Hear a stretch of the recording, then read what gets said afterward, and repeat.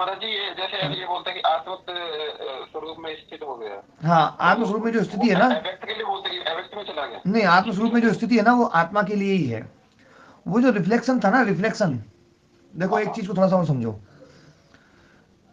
एक है आत्मा, एक है चित्त, और एक चित्त में जो रिफ्लेक्शन है ना, वो क्या है? वो चित्त का धर्म तो है। जैसे शीशा है, तो शीशा यदि कोई चीज नहीं है सामने, कोई बिंब नहीं है, तो उसका प्रतिबिंब नहीं बनेगा। तो प्रतिबिंब शीशे का धर्म तो नहीं है, ये बिल्कुल है ना, जो ना। और जिसका प्रतिबिंब बन रहा है वो उसका भी धर्म नहीं है। थोड़ा सा इस बात को समझेंगे। मान लीजिए शीशा है और शीशे के सामने कोई वस्तु नहीं है, और शीशे में कोई फ्रेम भी नहीं है, कोई फ्रेम नहीं है, कोई वस्तु नहीं है, तो शीशे में क्या दिखाई देगा? कुछ भी नहीं दिख रहे थे। कुछ भी दिखाई नहीं देगा, है ना। लेकिन जैसे ही कोई वस्तु आई सामने, तो शीशा जो है ना उस वस्तु रूप हो जाएगा। तो ये जो वस्तु रूप हुआ है शीशा, तो ये शीशे का धर्म तो नहीं था, उस वस्तु की उपस्थिति के कारण से उसमें यह धर्म है। इतने अंश में आत्म तत्व हेतु बनता है, और वो हेतु स्वयं नहीं है, वो हेतु उस चित्त की क्वालिटी के कारण से ही है। बस चित्त ने हेतु बनाया है। हेतु बनाने वाला भी चित्त है, आत्मा स्वयं हेतु नहीं बन रहा है। चित्त ही उसको हेतु बना रहा है, उसकी उपस्थिति को हेतु बना करके, और अपने रूप को उस रूप वाला बना रहा है। ये जो है ना, जो एक नया तत्व आ गया जिसको हम संघात बोल रहे हैं, जिसको हम है ना, जो है ना, तो वो आत्मा से अलग स्वरूप है, वो चित्त से अलग स्वरूप है, शीशे से अलग स्वरूप है, पर है वो अब शीशे में ही। वो जो है वो वृत्ति सारूप अवस्था में है।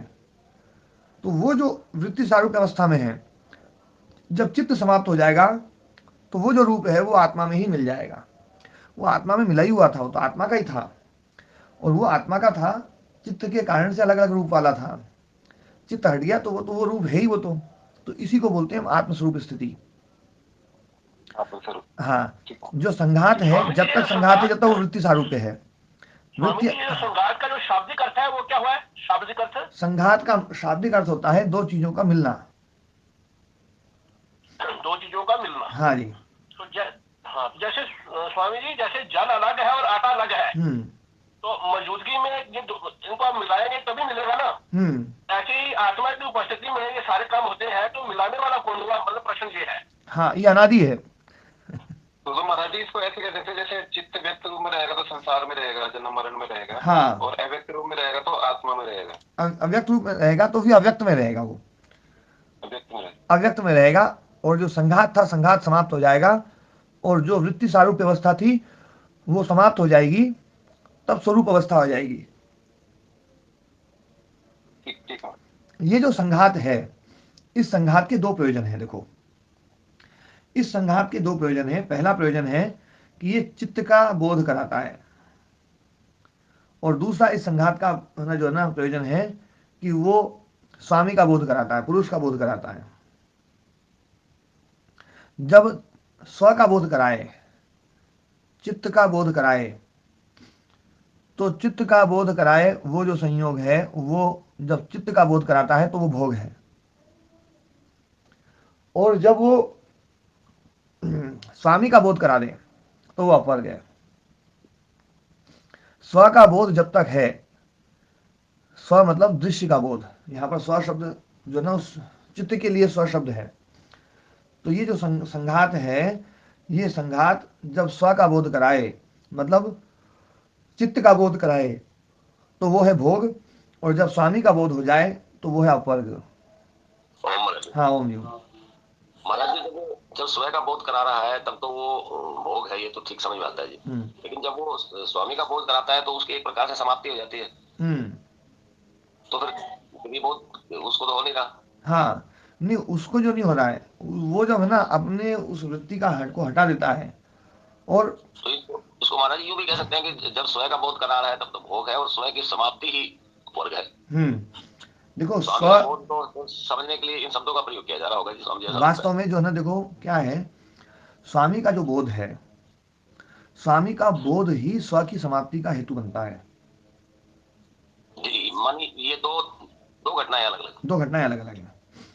स्वामी का बोध स्व की समाप्ति का हेतु है, और स्व समाप्त हो गया, बस खत्म। अब जो स्वामी का बोध, स्वामी का बोध तो है ही, हाँ स्वामी का बोध तो है ही, वो तो है। हाँ, स्वामी का जो बोध है ना, जो चित्त को हो रहा है, जो हाँ चित्त को जो हो रहा है, वो मतलब ऐसी अवस्था है जैसे लकड़ी में अग्नि पैदा हो गई। तो अग्नि पैदा हो गई, तो अग्नि पैदा हो गई, तो अब धीरे धीरे लकड़ी समाप्त हो रही है ना, धीरे धीरे लकड़ी समाप्त हो रही है, और आग जो है ना, उसमें अग्नि पूरी हुई और लकड़ी पूरी समाप्त। तो स्वामी का बोध जो है ना, जैसे इसमें काल अपेक्षित है, तो वहां भी काल की अपेक्षा है। हाँ, स्वामी के बोध में तो काल की अपेक्षा है। देखो, जहां भी क्रिया है, जहां भी परिवर्तन है, जहां भी परिणाम है, वहां तो काल अपेक्षित है। तो ये चित्त के लिए तो काल अपेक्षित है जी। जी। आप स्वामी क्यों बोल रहे हो? आप ये स्वामी क्यों बोल रहे हो? स्व के कारण से स्वामी बोल रहा हूँ। हाँ जी, वास्तव में वो स्वामी नहीं है। स्वामी जी, मैं ये निवेदन कर रहा था, हाँ, इससे तो ये प्रकट हो रहा है कि ये संघात ही समस्या है, संघात ही शक्ति है। हाँ, संघात, चित्त का अस्तित्व संघात पर निर्भर है, और पुरुष की अभिव्यक्ति भी संघात पर निर्भर है। देखो, की अभिव्यक्ति और दूसरे का अस्तित्व संघात पर डिपेंड हो गया। स्वामी जी, बिल्कुल सही बात समझी आपने। और ये जो बात है ना, देखो, दो सूत्र हैं संयोग को लेकर के, दो सूत्र हैं। एक जो सूत्र है,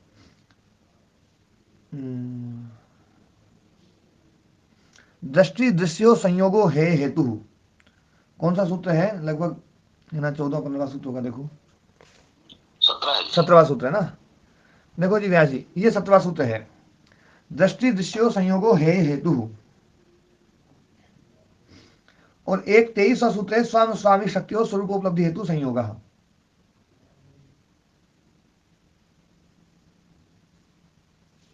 ठीक है, अब इन दोनों सूत्रों में थोड़ा सा समझो। पहले उसको समझाता हूं। दिग्दर्शन शक्तियों हो,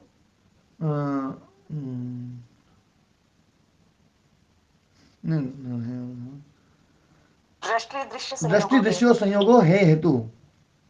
दृष्टि दृश्यो संयोगो है हेतु।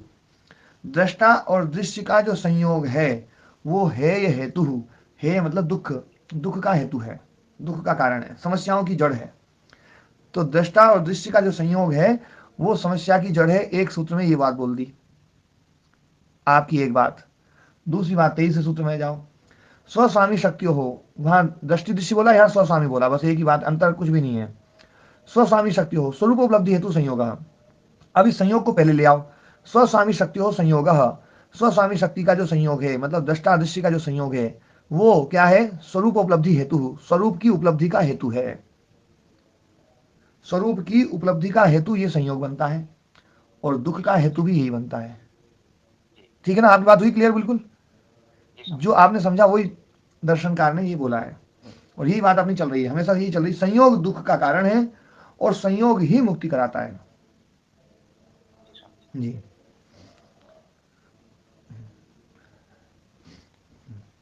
तो अपन, हाँ ओम जी। महाराज जी, यहाँ जो स्वरूप की उपलब्धि का हेतु बताया जा रहा है, वो यहाँ ये स्पष्ट नहीं हो रहा किसके स्वरूप की?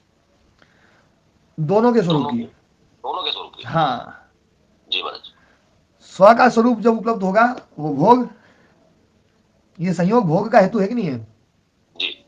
और स्वामी के स्वरूप की उपलब्धि वो अपर, तो ये अपर का भी हेतु है जी।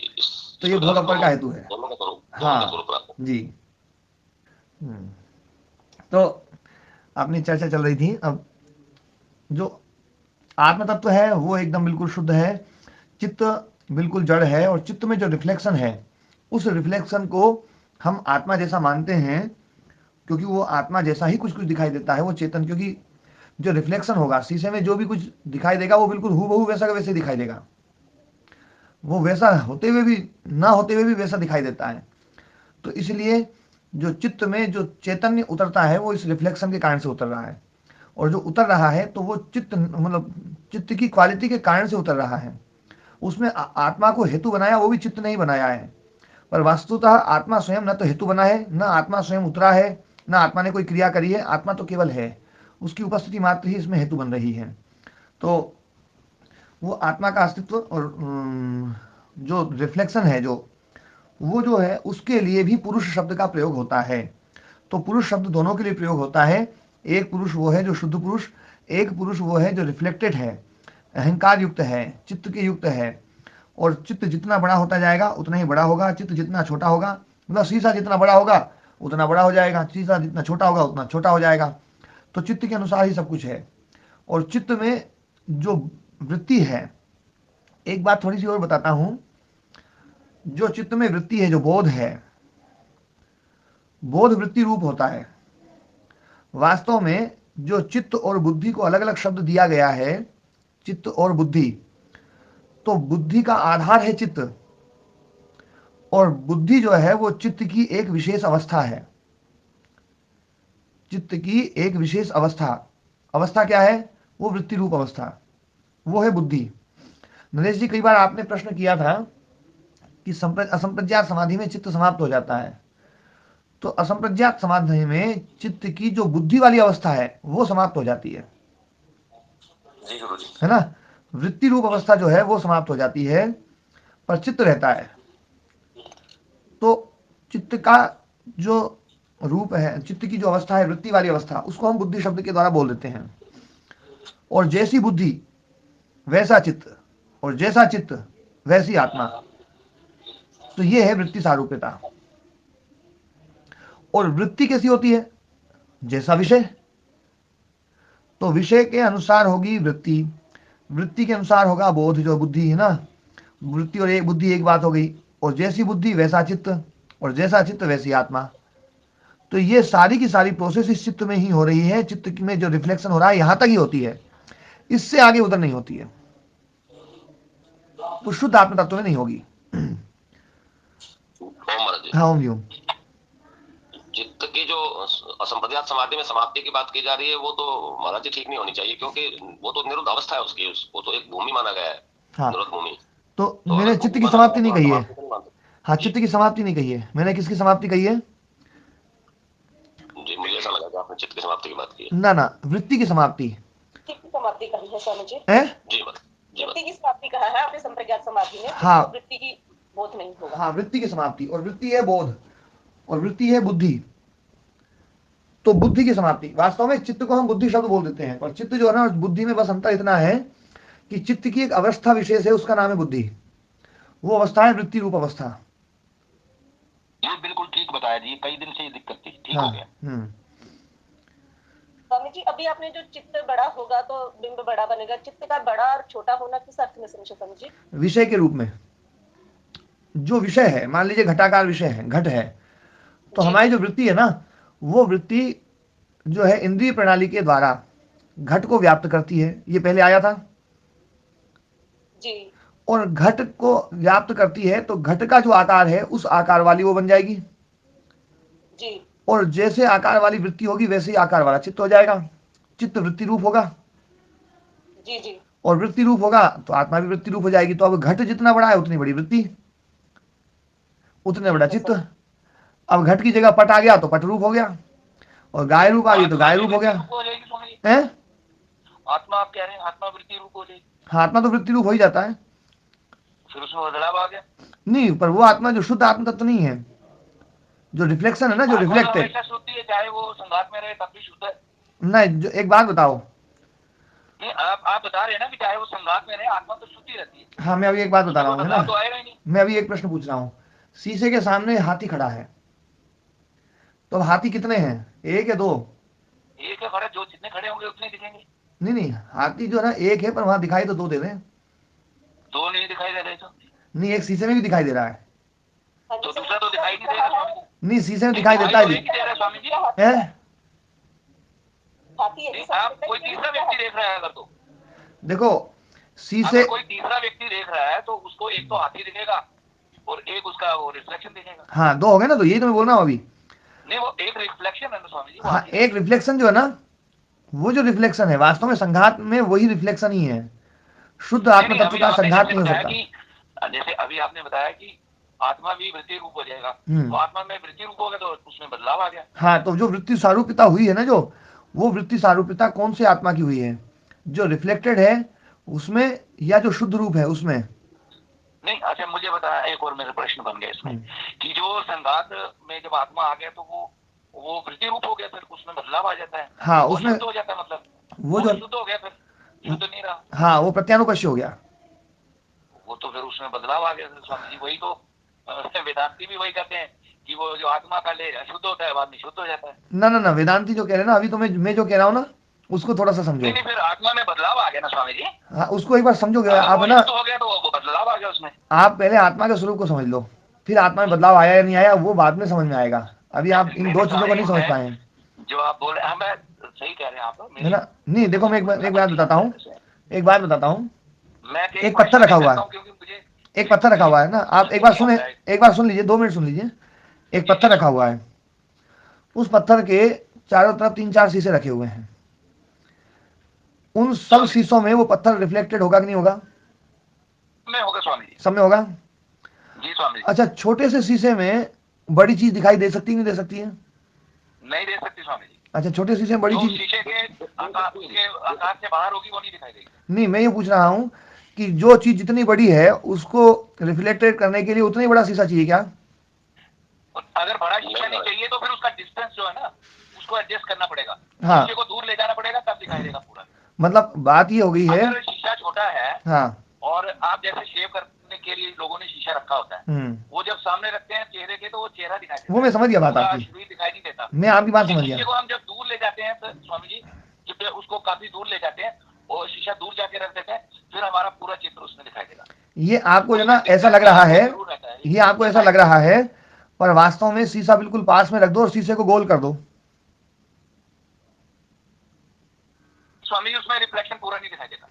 आप गोल शीशे को रखो, गोल शीशा बिल्कुल गेंद जैसा, गेंद बना दो, आपको उस गोल शीशे में पूरा ब्रह्मांड दिखाई देगा। आकार के अलावा साइज की भी आवश्यकता होती है।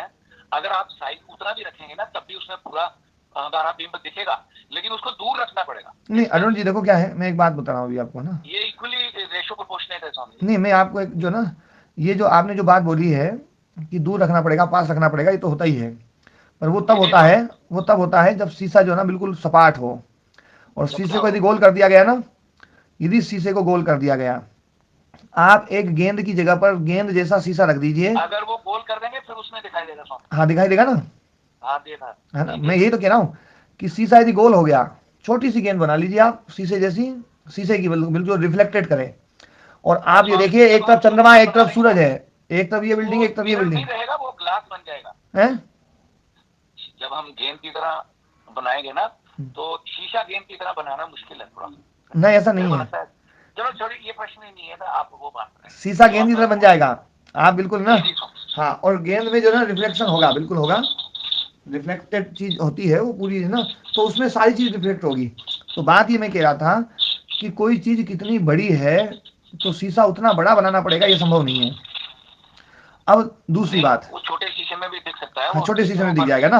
अब आगे बढ़ते हैं अपन, ये प्रश्न नहीं है, अब आगे बढ़ते हैं ना, मैं उसी का आगे बढ़ा रहा हूँ, मैं वहीं पहुंचूंगा, आपके प्रश्न में पहुंचूंगा, आपका समाधान कर दूंगा, लेकिन वो आपका समाधान तब करूंगा जब आप है ना मेरे को थोड़ा सा समय देंगे। तो शीशा जो है ना गोल हो गया, तो गोल होने पर शीशा बहुत सारी चीजें दिखा सकता है, मतलब शीशा का आकार जो है वो आकार बड़ी से बड़ी चीजों को भी दिखा सकता है। ये नहीं है कि बिंब जितना बड़ा हो उतना ही बड़ा शीशा बनाएंगे तभी प्रतिबिंब बनेगा। अब आगे वाली बात, आत्मा का जो प्रतिबिंब चित्त में पड़ रहा है, तो उसके लिए चित्त को आत्मा जितना बड़ा होने की जरूरत नहीं है, चित्त छोटा भी है तो भी प्रतिबिंब है ना जो ना पड़ेगा, आत्मा की उपस्थिति मात्र है।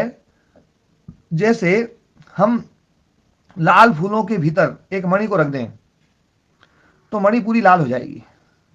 अब वो लाल फूल जो ना, चाहे एक थाली में भरे हुए हों, चाहे एक परात में भरे हुए हों, चाहे एक स्विमिंग पूल में भरे हुए हों, चाहे पूरे एक सागर में तालाब में भरे हुए हों, और चाहे पूरी धरती पे बिछे हुए हों, वो जो मणि है, उस मणि के लायक जो लालपन है, वो लालपन तो छोटी सी थाली में रखे हुए फूल में भी हो जाएगा कि नहीं हो जाएगा? जी स्वामी जी, हो जाएगा ना। तो आत्मा जो है ना, जितना बड़ा है उतने बड़ा चित्त बनाने की जरूरत नहीं है। चित्त तो कहीं पर भी रहेगा, उसके अंदर ही रहेगा, और वो रिफ्लेक्टेड हमेशा करेगा ही करेगा। अब बात आती है आगे की। जो फूल लाल है और जो मणि लाल है, इन दोनों में असली लाली कौन है और नकली लाली किसकी है? ठीक है स्वामी जी, आप समझ आ गया मुझे। एक्चुअली मेरे को ना काफी शब्द नहीं समझ आते, मैं इस वजह से मेरे को भ्रम हो जाता है। बेसिकली चित्त जो है फूल, लाल फूल ही है, लेकिन मणि दिख रही है, वो फूल जैसी दिख रही है पर है नहीं वैसी। हाँ, अब वो जो लाली है ना, जो है आत्मा में वृत्ति उत्पन्न नहीं हुई, मतलब वो वृत्ति रूप स्वरूप दिख रहा है, ऐसा कहना है ना? हाँ, इससे थोड़ा सा और भी आगे बोलूंगा मैं कुछ, है ना? जी जी जी। अब इसमें जो लालीपन है, ये लालीपन फूल का नहीं है, लालीपन जो है ना उस मणि का है। सही बोल रहा हूँ मैं? नहीं स्वामी जी, लाली जो है मणि का हो गया, मणि का हो गया, उसमें जाते मणि का हो गया, है नहीं मणि में, पर मणि का हो गया वो। अभी अरुण जी को बोलने दो। दिख रहा है पर है नहीं है उसका। हाँ, उसका है नहीं, उसका दिखाई दे रहा है ना। ये जो दिखाई दे रहा है, ये उसका असली रूप है, नकली रूप है? नहीं, ये तो नकली रूप है। वैसे देखा जाए तो ये मणि का ना वास्तव में असली रूप है, क्योंकि मणि है ही ऐसी, मणि का स्वभाव ही ऐसा है। मणि का ये असली रूप है कि मणि दूसरे रंग को अपने में डाल लेती है। अच्छा स्वामी, है ना? ये मणि का गुण है। वो तो उसका ये मणि का गुण है, ये मणि का गुण है। मणि का हो गया महाराज जी, सही कह रहे हो। मणि का ये गुण है, और मणि का ये जो गुण है वो उसका स्वाभाविक गुण है कि वो कोई सा भी फूल आएगा उस फूल को अपने में उपरक्त कर लेगी, उस फूल जैसा ही रंग बना लेगी वो, है ना? ये उसका एक स्वाभाविक गुण है, ये असली गुण है उसका, नकली गुण नहीं है ये। लेकिन असली गुण होते हुए भी उसमें जो लाली है वो लाली उसकी नहीं है, फूल की है ना? फूल की है। अब वो जो मणि है, मान लीजिए 2 इंच की है, तो लाली कितने इंच दिखाई देगी? 2 इंच की दिखाई देगी। और मान लीजिए वो मणि थोड़ी सी 4 इंच की हो गई, तो लाली कितनी दिखाई देगी? सारी 4 इंच की। 4 इंच की। और मणि गोल हो गई तो लाली कैसी दिखाई देगी? जैसा मणि होगी वैसे ही दिखाई देगा सर। तो ये जो लाली है, क्या लाली छोटी बड़ी हो रही है? क्या लाली में गोलपन आ रहा है, या लाली तो एक जैसी? कुछ नहीं हो रहा। लेकिन चित्त के बदलने पर लाली में परिणाम आ रहा है। देखो आ रहा है, मणि के बदलने पर परिणाम आ रहा है, मतलब उस कलर, वो जो जहां से वो रंग आ रहा है उसमें परिवर्तन नहीं आ रहा। उसमें परिवर्तन नहीं, तो आत्मा में परिवर्तन नहीं है। आत्मा का जो रिफ्लेक्शन चित्त में है, उस चित्त वाले जो रिफ्लेक्शन वाला जो पुरुष है, आत्मा वृत्ति रूप मतलब आत्मा वृत्ति रूप नहीं हो रहा है, आत्मा का वो रूप जो चित्त में रिफ्लेक्टेड हो रहा है वो वृत्ति रूप हो रहा है। यही वो उन शब्दों में ही थोड़ा सा फर्क। हाँ, उसी रिफ्लेक्शन को जो ना, उस रिफ्लेक्शन को ही प्रत्यानुपश्य पुरुष कहा जाता है। ठीक है स्वामी जी, है ना? मैं क्षमा चाहता हूँ, नहीं, कोई बात नहीं, सारे शब्द हाँ, समझ नहीं आते हैं, इस वजह से भी मेरे को थोड़ा सा मैं भटक जाता हूँ, मैं माफी चाहता हूँ। नहीं अरुण जी, आपके कारण कईयों को और समझ में आ गया, हमें भी समझ में आ गया। नहीं स्वामी, ऐसा है मेरे को। हाँ, आगे बढ़ते हैं, वो सब समझ गए, अब आगे बढ़ेंगे ना। मैं पूछता रहता हूँ सबसे कि इसका क्या मतलब है, जी जी, हाँ जी, मुझे समझ नहीं आते हैं। बस आप है ना इसमें ये देख लीजिएगा कि पुरुष 2 हो गए। अब एक पुरुष हो गया जो शुद्ध पुरुष है, और एक पुरुष वो है जो रिफ्लेक्टेड है, वास्तविक नहीं है, पर है ना है तो वो शुद्ध है ना स्वामी जी। हाँ, देखो मतलब मैं अब यही बता रहा हूँ, मैं यही बताना चाह रहा हूँ कि वो जो लाली है, फूल की लाली तो शुद्ध है। हाँ जी जी स्वामी जी। लेकिन जो मणि में जो लाली है वो क्या है? वो उसकी अपनी नहीं है, पर उसका गुण है, उसकी वजह से वो लाली। बस लाली, वो लाली है नहीं, उसी को अशुद्ध कहते हैं, उसी को प्रत्यानुपश्य कहते हैं। स्वामी जी, वो तो चित्त का हो गया ना जी। हाँ, वो चित्त का धर्म हो गया, लेकिन है तो वो लाल फूल के कारण से, पर वो लाल फूल के कारण से है। लाल फूल हटा दो, चित्त का नहीं हो।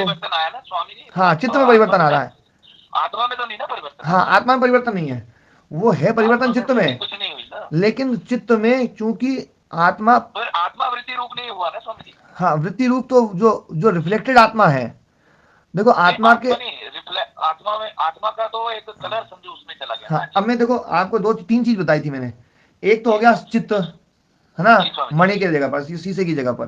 जी जी स्वामी जी। एक हो गया फूल, वो हो गया आत्मा। जो लाल है ना, जो लाल है वो आत्मा हो गया ना, उसमें कोई अंतर नहीं होगा। पर अब चित्त में एक लाली आ गई। समझ में यही रहा हूँ मैं, शायद आपको नहीं, अभी मैं आप जब समझ रहे ना, उस समझ को मैं दृढ़ कर रहा हूं ताकि आप उस समझ को बदले नहीं आगे, है ना। एक चित्त में लाली है, एक लाली चित्त से बाहर है, मतलब जो ना, वो जो बाहर है ना, मणि से जो बाहर लाली है वो अपरिणामी है, वो बदलने वाली नहीं है। हाँ, वो तो आत्मा है ना। हाँ, तो कोई नहीं, लेकिन चित्त में जो लाली है वो लाली चित्त की तो नहीं है, चित्त की नहीं है, लेकिन वो फिर वो स्वामी, लेकिन वो बदलती है, वो बदलती है। नहीं, पर वो आत्मा का अंश तो नहीं माना जाएगा। हाँ, आत्मा का अंश नहीं है, लेकिन उस लाली को हम चित्त का भी नहीं बोल सकते कि वो चित्त का अंश है, वो किसी और का रिफ्लेक्शन है, बस रिफ्लेक्शन है ना। उस रिफ्लेक्शन के लिए ही, उस रिफ्लेक्शन के लिए ही जीवात्मा शब्द का प्रयोग होता है, उस रिफ्लेक्शन के लिए ही प्रत्यानुपश्य आत्म तत्व का प्रयोग होता है, उसके लिए ही भोक्ता दृष्टा का प्रयोग होता है। भोक्ता दृष्टा कर्ता, ये वो रिफ्लेक्शन है। आप आगे बढ़ाए नहीं, अभी आप इसको समझिए, सुनिए जरा एक बार। नहीं, ये समझ आ गया मुझे, ये मैं समझ रहा था। और जो रिफ्लेक्शन है ना, इधर सुनो, हो गया, ये नहीं समझ आया, बस दो बात समझो अभी। जो रिफ्लेक्शन है ना, उस रिफ्लेक्शन के लिए भी इस दर्शन में पुरुष शब्द का प्रयोग होता है। जी जी, ठीक है, ठीक है। मतलब पुरुष मतलब दो पुरुष हो गए, एक पुरुष वो हो गया जो रिफ्लेक्शन से अलग है, एक हो गया जो स्वयं में है, और एक हो गया जो शीशे में दिख रहा है। एक जो शीशे में दिख रहा है, जो शीशे में दिख रहा है ना, वो भी, उसके लिए भी पुरुष शब्द का प्रयोग होता है, लेकिन उस पुरुष का प्रयोग होता है ना, नहीं होना चाहिए, ये मेरा मानना है। हाँ, पर उस वो पुरुष शब्द का प्रयोग तो होता है उसमें। थोड़ा फिर उसमें फिर अविद्या पैदा हो जाती है स्वामी जी, जैसे दो पुरुष बोल देने से। देखो, अविद्या पैदा, मैं अपनी बात कर रहा हूँ, बाकी लोग ज्ञानी लोग हैं, मैं अपनी बात, मैं आपको ये भी समझाऊंगा, दो पुरुष बोल देने से, है ना। देखो अरुण जी, जी स्वामी, एक मिनट के लिए थोड़ा सा आप सुनो एक बार, है ना, फिर उसके बाद आप बोलना। आपका कोई प्रश्न है ना, उस प्रश्न को आप उठा देना भले, है ना, कि जिसमें ये समस्या आएगी, है ना, तो उस समस्या का समाधान कर दूंगा मैं। एक हो गया शुद्ध पुरुष, जो बिल्कुल अपरिवर्तनशील है, अपरिणामी है, जो केवल है। और एक जो रिफ्लेक्टेड है, जो रिफ्लेक्टेड है वो उस मणि का धर्म नहीं है, ये बिल्कुल हमें मानना पड़ेगा कि मणि का धर्म नहीं है। लेकिन हमें यह भी पता चलता है कि मणि के छोटे बड़े होने से वो छोटा बड़ा हो रहा है, जबकि इसमें परिवर्तन नहीं है। हम लाली में कोई परिवर्तन नहीं कर रहे हैं, फिर भी वो मणि छोटी हो रही तो छोटा लाल हो रहा है, मणि बड़ी हो रही तो बड़ा हो रहा है। तो इसका मतलब है कि ये लाली है तो उसकी नहीं, लेकिन उसके परिवर्तन से परिवर्तित हो रही है। तो परिवर्तित हो रही है, तो इसका मतलब है कि ये इस जो मूल लाली है, जो मुख्य है, उससे बिल्कुल अलग है, क्योंकि ये तो बिल्कुल नहीं बदल रही, फिर भी वो बदल रही है। जी, तो इसका मतलब है कि इससे अलग है, और इससे अलग है तो ये है किसकी? ना तो चित्त की है, ना इसकी है, तो इसको माना जाता है संघात।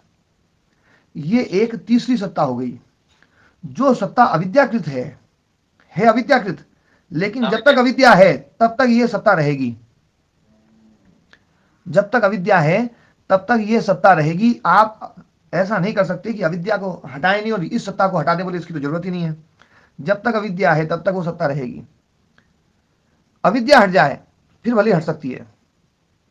जैसे बालक के मन में एक अविद्या आ गई कि वहां रस्सी जो पड़ी वो सांप है, तो आप अविद्या को मत हटाओ और बालक को रस्सी के पास भेज दो, गारंटी की बात है चला जाए तो नहीं जाएगा। क्यों नहीं जाएगा?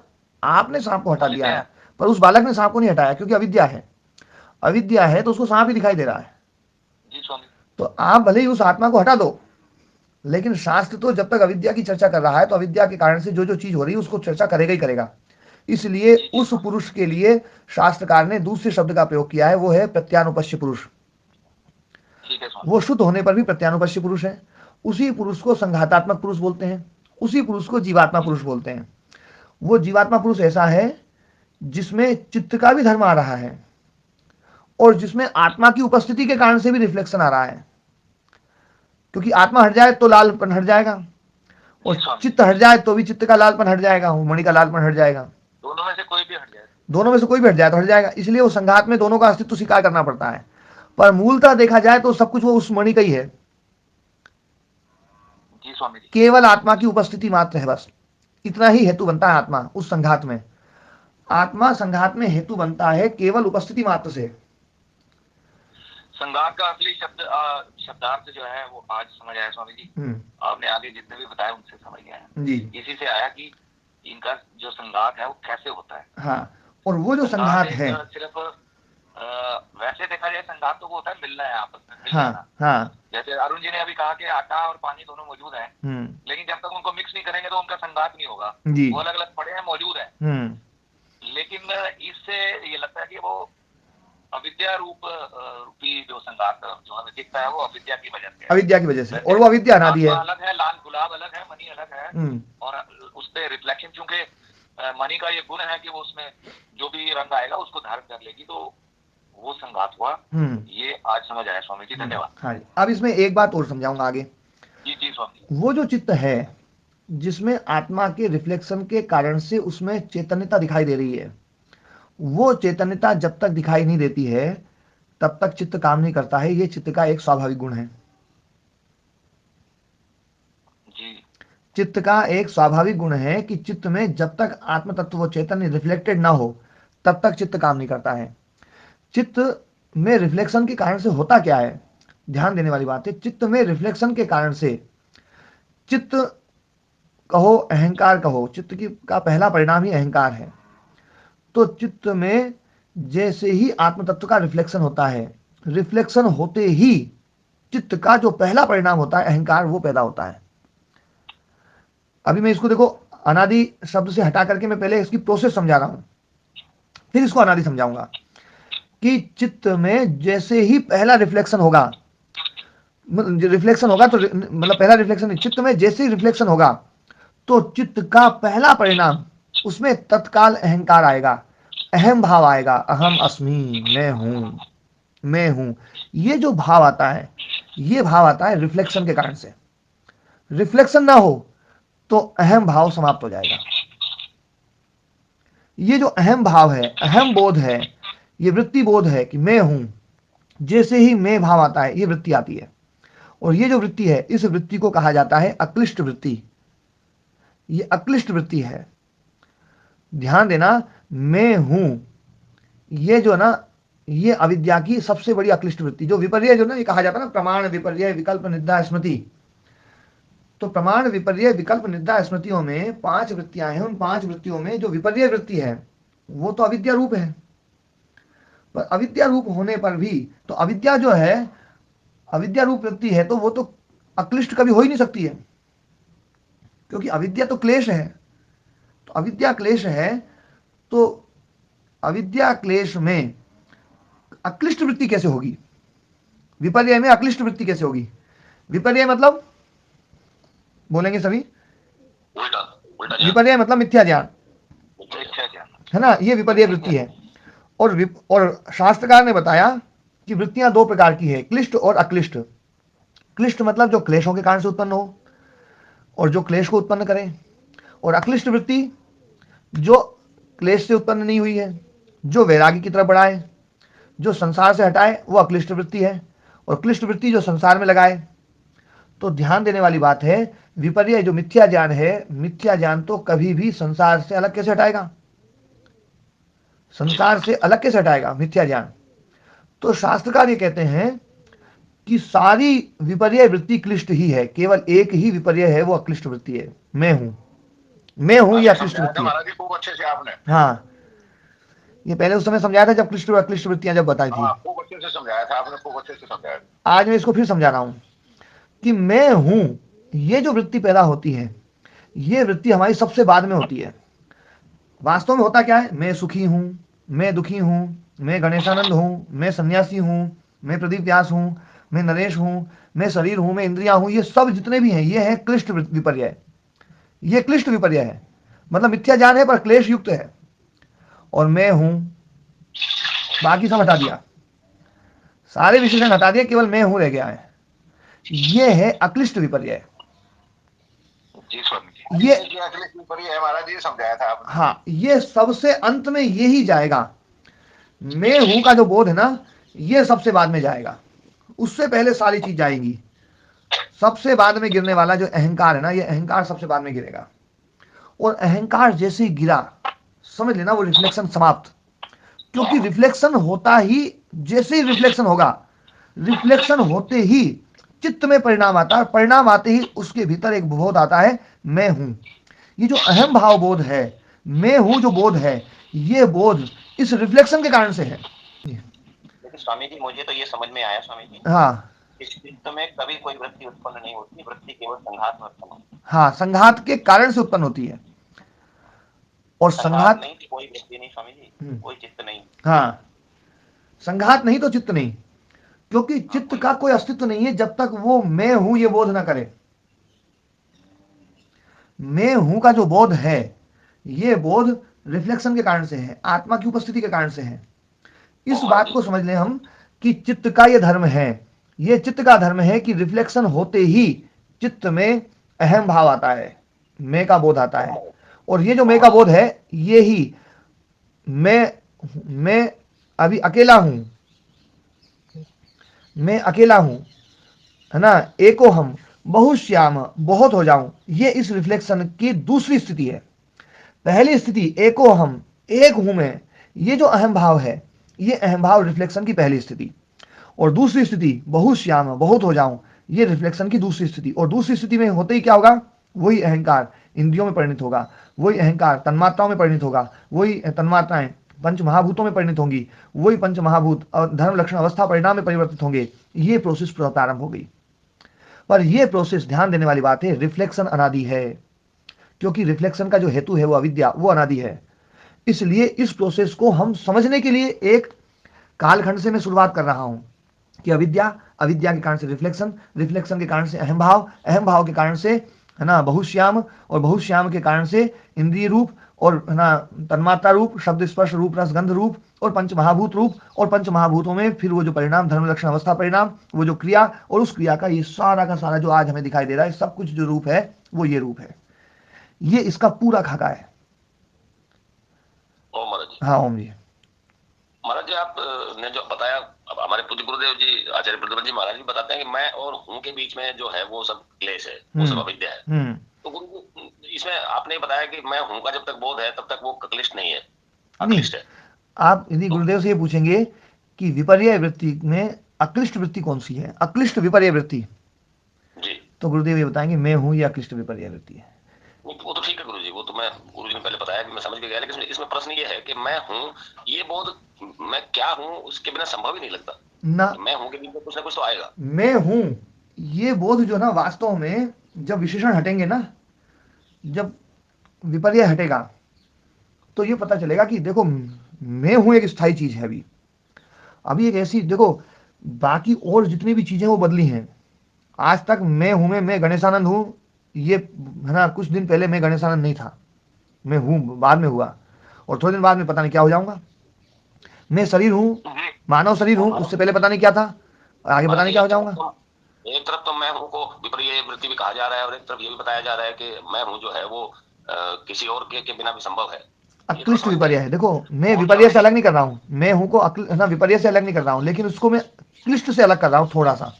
ये अक्लिष्ट विपर्य है, क्योंकि यदि हम इसको विपर्य को यदि बिल्कुल ही क्लेश ही मान लें पूरा, तो विपर्य में अक्लेश वृत्ति उत्पन्न नहीं होगी, अक्लिष्ट वृत्ति नहीं होगी। तो जो ये कहा गया ना कि वृत्तयः पंचतयः क्लिष्टाः क्लिष्टाः, तो क्लिष्ट भी पंचतय्य है और अक्लिष्ट भी पंचतय्य है, वो पंचतय्य नहीं रहेगी, फिर वो चतुर्थय्य हो जाएगी।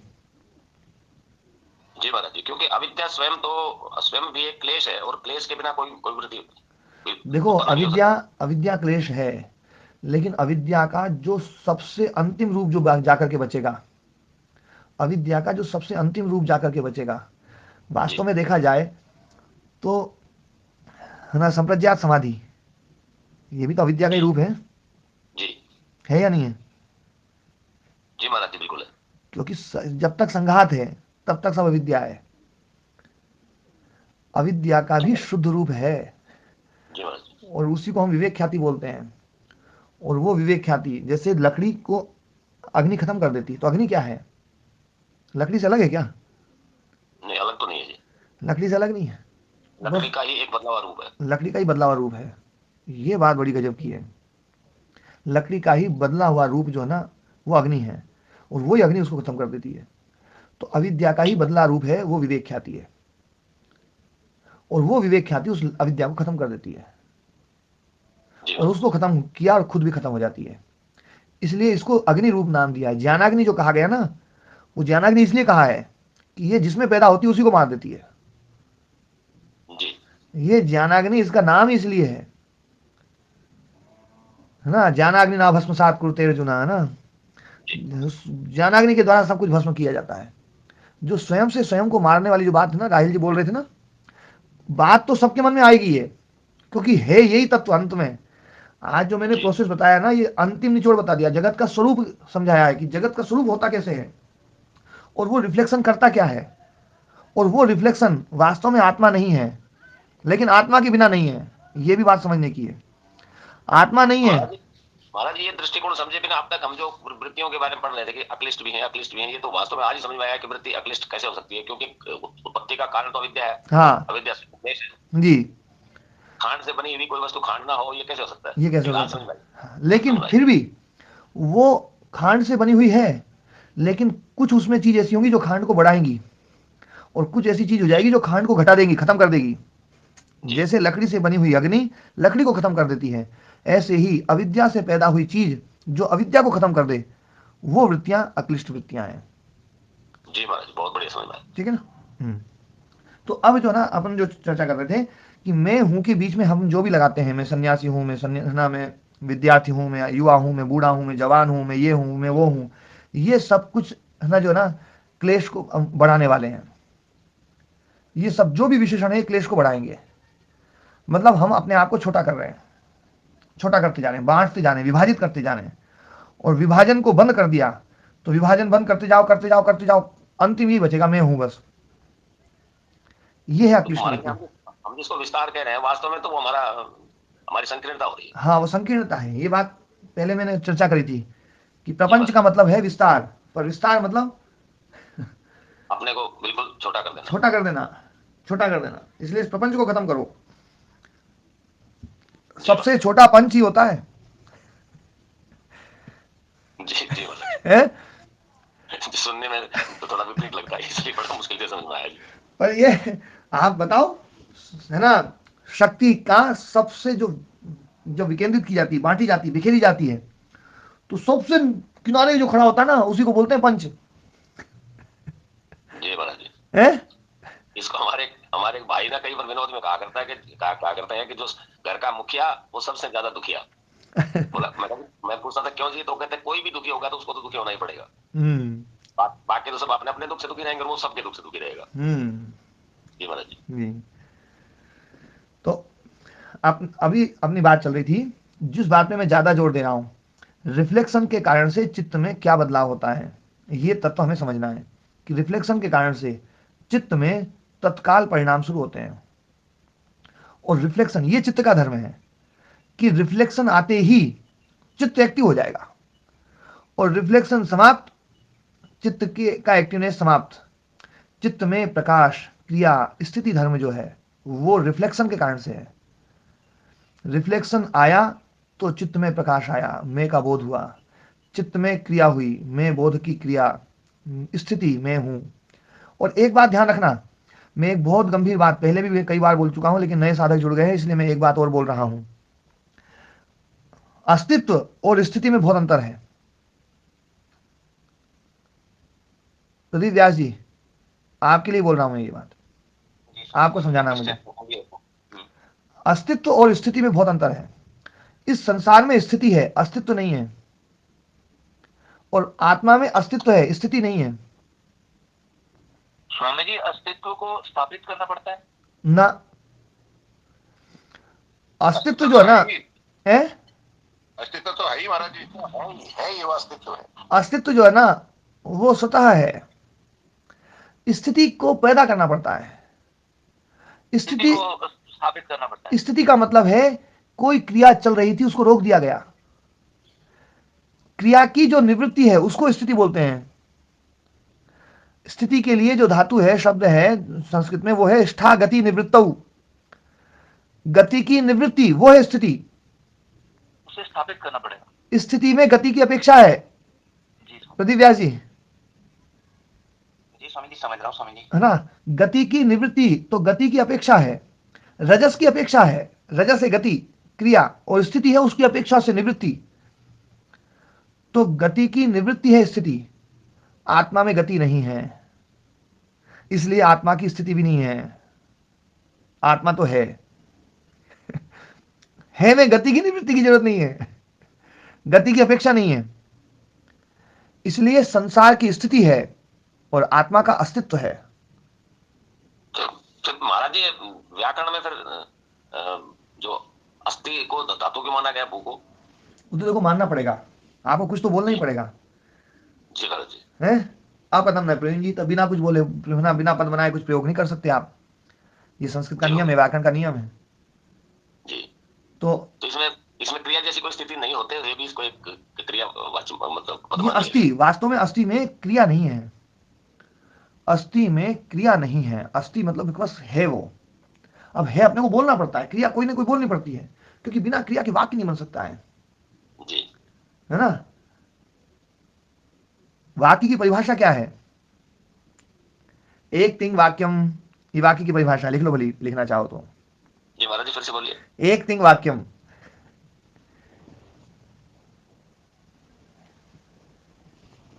एक तिंग जी, एक तिंग, हाँ तिंग जी जी, एक तिंग वाक्यम। वाक्य वो है जिसमें एक तिंग है। तिंग मतलब ती तह अंति, जो आप लोगों ने सुना है। जी महाराज जी। ती तह अंति, सी था था, आमी आवा आमह, त आताम झ था साताम ध्वम इट वही महिंग।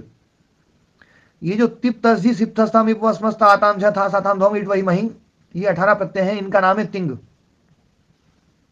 जी महाराज। तो तिंग शब्द वास्तव में क्रिया को बोलता है। तिंग का मतलब हो गया क्रिया।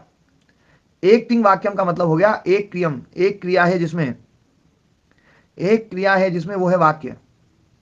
जिस वाक्य में क्रिया नहीं है वो वाक्य वाक्य नहीं है। ऐसा शब्द समूह जिसमें कोई क्रिया हो, क्योंकि क्रिया आती कर्ता हो जाएगा, क्रिया आती कोई ना कोई कर्म हो जाएगा, क्रिया आती कोई ना कोई आधार हो जाएगा, अधिकरण हो जाएगा। ये सारे के सारे जो कारक हैं वो क्रिया के हैं, कर्ता के कोई नहीं है। जी महाराज। अधिकरण क्या है? क्रिया का आधार। कर्म क्या है? क्रिया के द्वारा इप्सित। करण क्या है? क्रिया का साधन। संप्रदान क्या है? क्रिया का हेतु, क्रिया जिसके लिए हो रही है। अपदान क्या है? क्रिया जहां से अलग हो रही है। संबंध का क्रिया के साथ में संबंध नहीं है, इसलिए संबंध को कारक भी नहीं मानते हैं।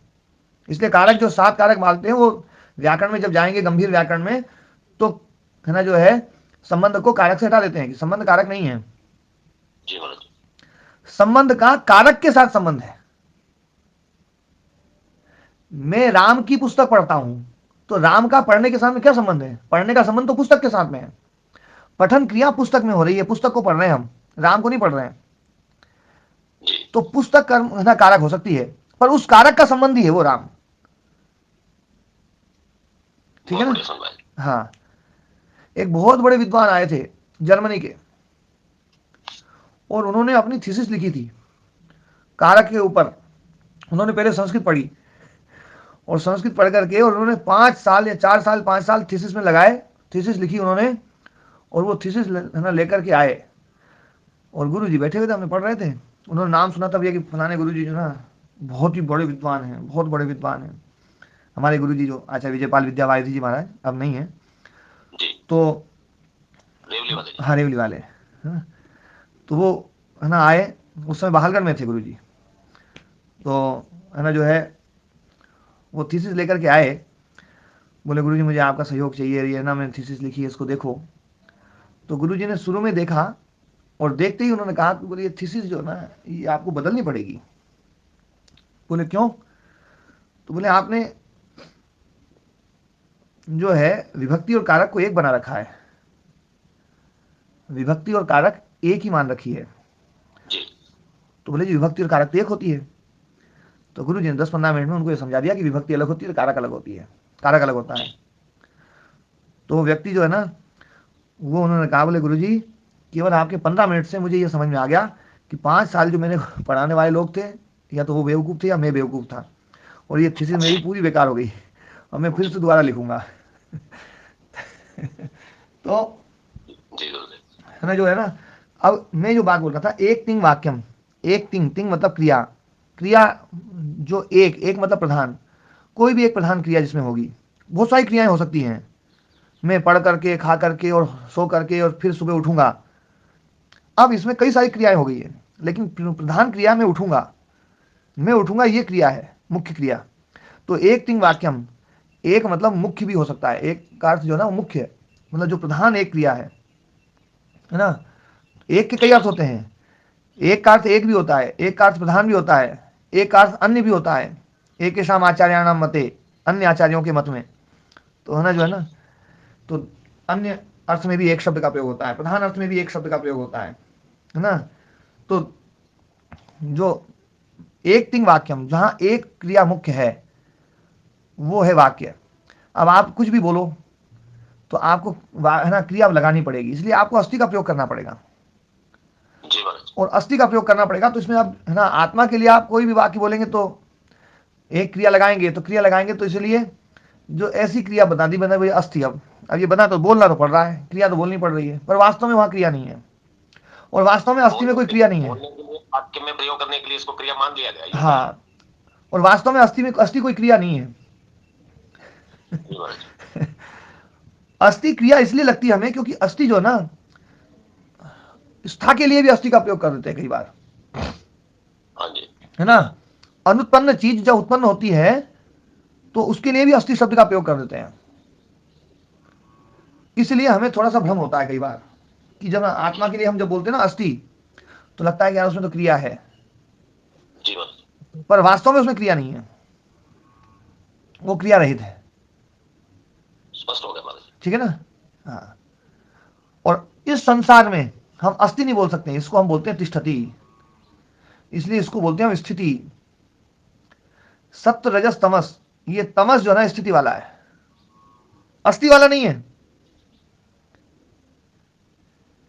ठीक है, तो महाराज इसको ऐसे माने कि अस्थि का अस्थि तो उसके लिए प्रयोग किया जा सकता है जो कभी ना, जो कभी जो हमेशा रहे, जो कभी ना रहे, स्थिति कहेंगे। इसलिए अस्थि का प्रयोग केवल आत्मा के लिए होता है, वास्तव में किसी और के लिए हो ही नहीं सकता है। बाकी सबके लिए जो हम प्रयोग करते हैं अस्थि का प्रयोग, वो केवल लाक्षणिक प्रयोग है। अभिधावृत्ति में अस्थि शब्द प्रयोग केवल आत्मा के लिए होता है, इसलिए अस्थि वही, उसका नाम ही रख दिया अस्थि। और जो अस्थि को माने वो आस्तिक, जो आत्मा को माने वो आस्तिक। और अस्थि का ही रूप बनता है सत, अस्थि का रूप बनता है सत, सत्य प्रत्यय में सत है ना। सन संतौ संता संतम संतौ सतः, ये रूप बनते हैं। सता सभ्याम सद्भी सते सभ्याम सद्भ्या, ये अस के रूप हैं। आ हट गया उसमें से, आ डिलीट हो गया है। जैसे अस्थि के रूप चलाते होंगे ना आप लोगों ने, कईयों को याद होगा प्रदीप जी, अस्थि स्था संति, संति रूप याद है ना स्वामी जी? अच्छा, है ना, पर सुना होगा है ना, अस्थि स्था संति है। पढ़ा 8वीं तक संस्कृत पढ़ी। हाँ, जो संत है ना, संत, संत शब्द में भी अस धातु ही है। हाँ, हाँ, तो ये अस में जो आ है वो कई जगह हट जाता है ना, तो है ना, तो अस उसी को बोलते हैं सत। तो सत जो है ना, असतो मा सदगमय, सत वही है केवल, ये सब बाकी सब असत हैं, ये बाकी सब असत हैं, क्योंकि ये सब स्थिति वाले हैं, तो सत नहीं है। सत तो वही हो सकता है जिसमें क्रिया नहीं होगी, जो परिणामी नहीं होगा, वही सत हो सकता है। आज मैंने मतलब अनायास रूप से है ना ये अस्थि का भी एक विषय चल पड़ा, और ये शायद काफी समझ में भी आया होगा।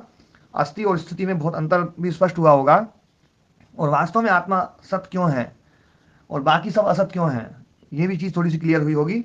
इस पर और विचार करोगे तो और भी चीज क्लियर हो जाएगी।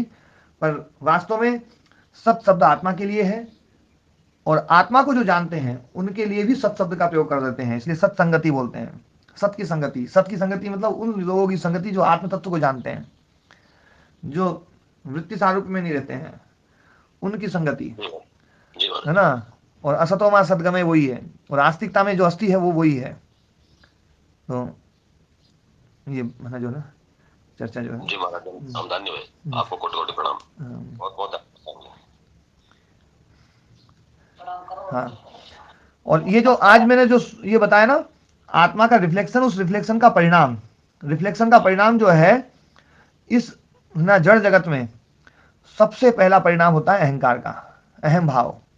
आत्मा से अहम बनता है ना, जो ये अभी तक हमने सुना ही सुना है, ये ना वो आत्मा से नहीं, चित्त से, महत से। महतो अहंकार, अहंकारात् पंच तन्मात्राणि, पंच तन्मात्रेभ्य पंच महाभूतानि, एकादश इंद्रिय, ये सब जो पढ़ा है ये केवल पढ़ा है, पर इसकी प्रोसेस ये है कि जैसे ही रिफ्लेक्शन होगा वैसे ही महत्व में अहम भाव आ जाएगा कि मैं हूं, यही अहंकार है।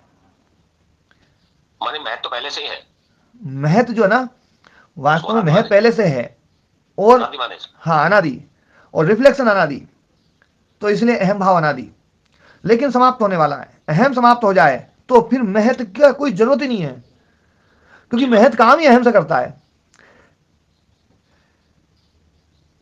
महत्व जो है ना काम किससे करता है, बिना अहम के काम ही नहीं हो सकता है, और बिना अहम, वो अहम जो है ना बिना रिफ्लेक्शन के आता नहीं है, और रिफ्लेक्शन अविद्या के कारण से है। अविद्या हट गई तो रिफ्लेक्शन समाप्त, रिफ्लेक्शन समाप्त तो अहम समाप्त।